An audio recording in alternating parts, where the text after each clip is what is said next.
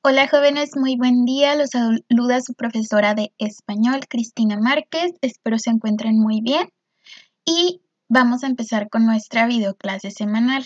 El día de hoy vamos a platicar acerca de un cuento que creo que está muy entretenido y les va a llamar mucho la atención.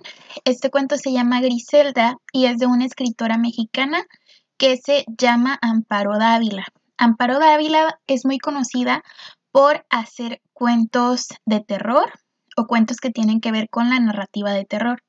Entonces, sin embargo, los cuentos que hace Amparo no es como el terror clásico, ¿no? En que hay demonios y cosas así, sino que ella maneja el terror de una manera diferente que vamos a descubrir en este cuento.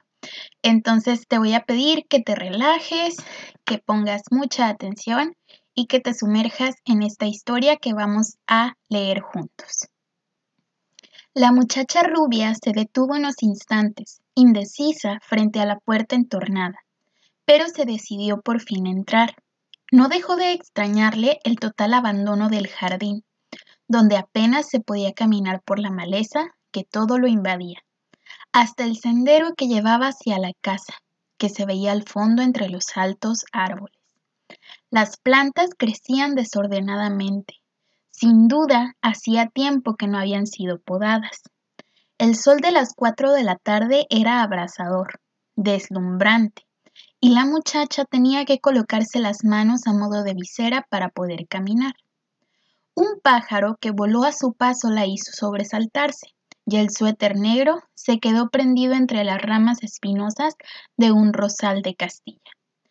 Lo desprendió con todo cuidado para no romperlo y resolvió llevar el suéter en el brazo. Se sentía nerviosa por haber entrado en esa finca de una manera tan incorrecta, pero no había resistido la tentación de conocer la vieja residencia que ella siempre veía cerrada y probablemente sola cuando pasaba en su diaria caminata hacia el correo de San Jerónimo. Esa, si se la podía llamar pequeña aventura, era por lo menos algo novedoso, algo que rompía, aunque fuera por breves instantes, la monotonía de su existencia, reducida a oír las eternas lamentaciones de su madre. En eso pensaba la muchacha rubia cuando llegó hasta la orilla de una alberca, que las plantas y los árboles ocultaban. Una mujer vestida también de negro se encontraba sentada en una banca bajo la sombra de un árbol. Al descubrirla, la muchacha pensó en regresarse, pero la mujer ya se había percatado de su presencia a causa del ruido de las hojas. Perdone usted, señora, que haya entrado así, pero no resistí la curiosidad de conocer esta finca, que siempre me ha intrigado por su soledad. Desde hace años está abandonada. Yo soy la única que viene de vez en cuando, pero no se vaya, quédese un momento a platicar. Por favor, siéntese usted. La joven titubeó y quiso inventar alguna disculpa. Sería bastante descortés no aceptar después de haber entrado así, pensó, y se sentó en el extremo de la banca. Me llamo Griselda, dijo por toda presentación la mujer que usaba unas gruesas gafas oscuras. Yo Marta, correspondió la muchacha, y comenzó a observarla de reloj. Debía tener 50 años o más. El cabello canoso conservaba aún algunos mechones negros. No usaba maquillaje y las gafas impedían ver bien sus facciones. Sin embargo, se podía advertir que aún era una mujer guapa, una mujer que debió ser muy hermosa. Uno siempre vuelve al sitio de sus recuerdos, dijo Griselda como si tratara de explicar su presencia en aquella finca abandonada. Es verdad, contestó Marta. Nosotros, es decir, mi madre, se empeña en buscar los recuerdos de papá. Él murió hace poco tiempo. Cuánto lo lamento. Mi madre está inconsolable y quiso que nos viniéramos una temporada aquí, en donde pasábamos siempre las vacaciones y que a papá tanto le gustaba. Pero más que otra cosa, yo sé que mamá quiere estar lejos de la ciudad y de todos. Usted sabe, yo a veces temo que ella... Sí, es duro y muy difícil resignarse a esas pérdidas. Yo lo sé. Yo también he sentido mucho lo de papá, pero Tengo esperanzas, proyectos, planes. En cambio, ella, se termina todo para siempre. No queda nada ni nadie. Yo también perdí a mi marido. Marta no supo qué decirle a la señora, conmovida por aquel tono de voz estremecido y la desolación total que sus palabras revelaban. Recordó la noche cuando su prima la telefoneó para avisarle que Ricardo había muerto en Nueva York.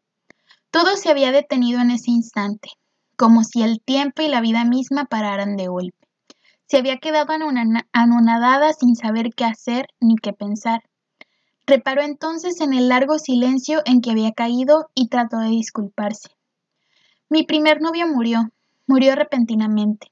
Nos conocíamos desde niños, y fue un golpe terrible. También él murió cuando yo menos lo hubiera creído. Era aún bastante joven, y nos queríamos de una manera tan... ¿Fue hace mucho tiempo? Griselda no lo oyó. Se había quedado ensimismada. Le voy a mostrar un retrato, dijo de pronto, como si volviera de muy lejos, y se quitó con manos temblorosas un medallón. Al abrirlo, Marta encontró dos miniaturas notablemente logradas, el retrato de un hombre y el de Griselda.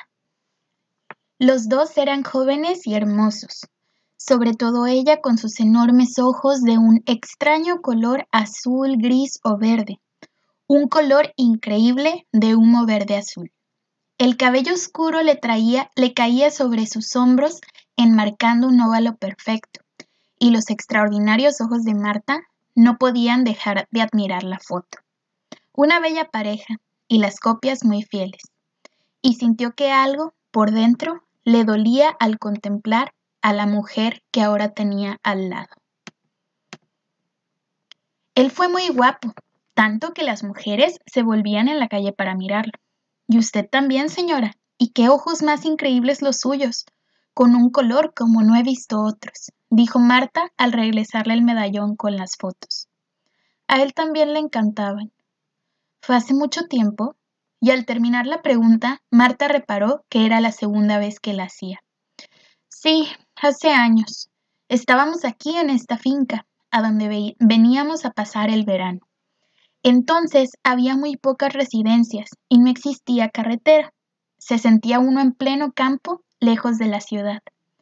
Así me siento yo ahora, desconectada por completo de mis amigos y mis actividades, en un aislamiento que me deprime terriblemente. Yo fui muy dichosa en este lugar, nunca lo olvidaré. En cambio, para mí ha sido una verdadera tortura, sin tener qué hacer ni a dónde ir, oyendo todo el día las constantes lamentaciones de mi mamá, o mirándola llorar sin consuelo. Hay veces que no lo soporto más y me desespera no poder hacer nada.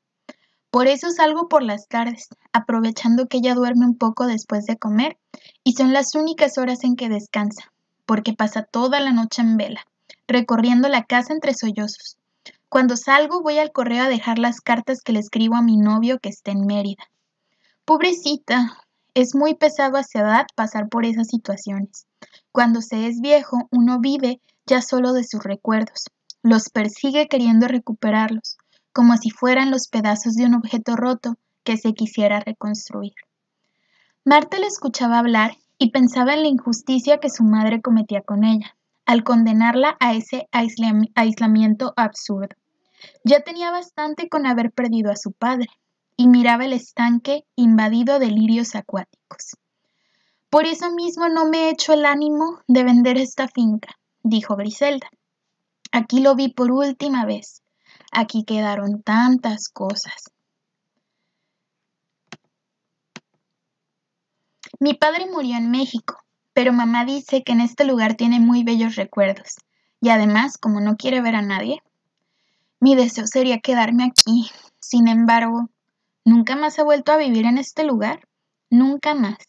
Solo en tardes como estas en que me escapo sin avisarle a nadie. Deben haber sido muy duros todos estos años. No se puede imaginar cuánto, dijo la mujer con voz entrecortada. Cuando lo vi muerto pensé que ya no sería posible sufrir más. Después, ¿y no hay posibilidad de olvidar? Que con el tiempo la memoria sea menos persistente y aminore la intensidad del dolor. No, Eso sería lo más terrible de todo, lo inadmisible, esta búsqueda continua de recuerdos, de pequeñas cosas como un olor, un sonido o una palabra, que reconstruyan dentro de uno lo que se ha ido. Es lo único que nos queda, lo único que nos sostiene y nos ayuda a seguir viviendo. Así piensa también mi mamá. Siempre que vuelvo aquí regreso deshecha, casi muerta. Es por eso que casi no me dejan venir a la finca. Cada vez revivo todo lo que pasó aquella tarde. Escucho sus palabras de despedida, lo veo partir. ¿Se fue lejos? No, a la Ciudad de México solamente. Hacía el trayecto a caballo. Era un estupendo jinete. Esa vez yo me pasé la tarde aquí junto al estanque, bordando hasta que anocheció. Después me fui a la casa a disponer la cena para esperarlo. Comenzó a llover. Llovía torrencialmente como llueve siempre en este lugar y él no regresaba. El sol estaba ocultándose, se iba la tarde. Marta miró el reloj con disimulo. Eran pasadas las 6. Su madre ya debía de haber despertado de la siesta y la estaría esperando muy intranquila. Nunca tardaba tanto, pero ¿cómo irse ahora? No podía interrumpir el relato de la mujer. Yo ya estaba muy inquieta, como nunca lo había estado antes, con una extraña nerviosidad, como si presintiera algo. Dieron las 10, las 11. Habíamos recalentado ya la cena varias veces y él no llegaba y seguía lloviendo, lloviendo sin cesar. El viento refrescó la tarde y traía el perfume de los jazmines y las madreselvas. El crepúsculo se desmadejaba entre los altos árboles. Los relámpagos surcaban el cielo ennegrecido. No se oía el galope de su caballo, aquel galope que yo conocía hasta en mis sueños. Esperaba impaciente, cada vez más agitada, con un desasosiego que me roía las entrañas. De pronto entraron los mozos con él bañado en sangre. La voz de Griselda se deshizo en sollozos que estremecían todo su cuerpo. Marta la contemplaba muy perturbada. Hubiera querido estar ya de regreso en su casa con su madre. Hubiera querido no haber entrado en aquel lugar. El olor de los jazmines y las madreselvas comenzaba a ser demasiado fuerte, tanto que de tan intenso se iba tornando oscuro y siniestro, como la tarde misma y los árboles, y el agua ensombrecida del estanque.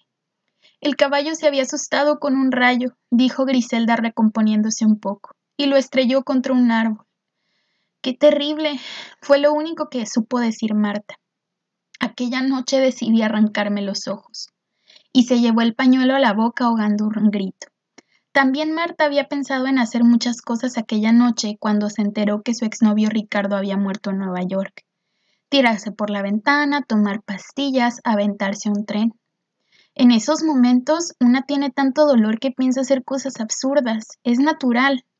Me arranqué los ojos y los arrojé al estanque para que nadie más los viera.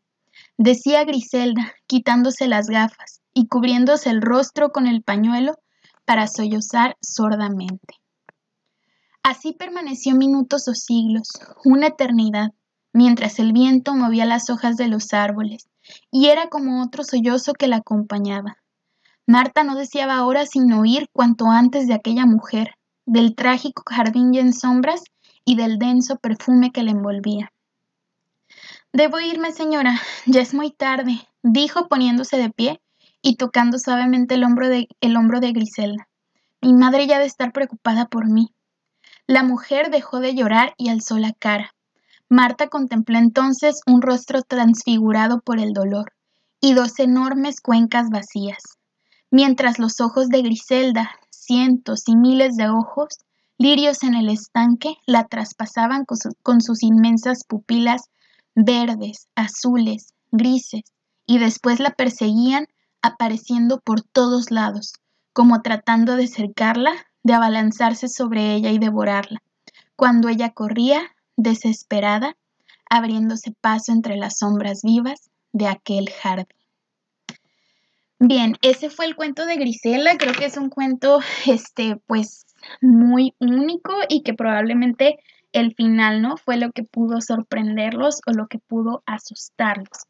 Pero en realidad también parecen ser personas muy normales que simplemente, pues, han sufrido bastante. La actividad es la siguiente. Van a responder este cuestionario en la libreta. Es pregunta y respuesta.